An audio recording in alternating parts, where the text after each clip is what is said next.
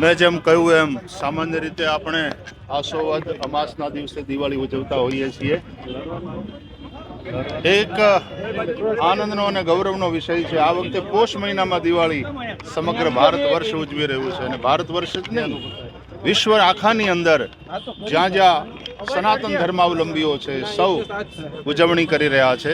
જે રાજકોટ કોર્પોરેશને આજે બ્રિજનું ઉદ્ઘાટન કર્યું એને શ્રી રામ બ્રિજ એવું નામ આપ્યું છે।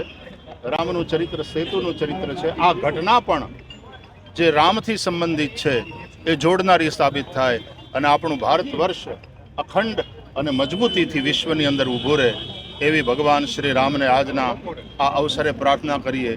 500 વર્ષની તપસ્યા, હજારો લોકોના બલિદાન, આપણે વીરોને યાદ કરવા જોઈએ જેણે રામ જન્મભૂમિ માટે સંઘર્ષ કરી અને પોતાના જીવનની આહુતિ આપી।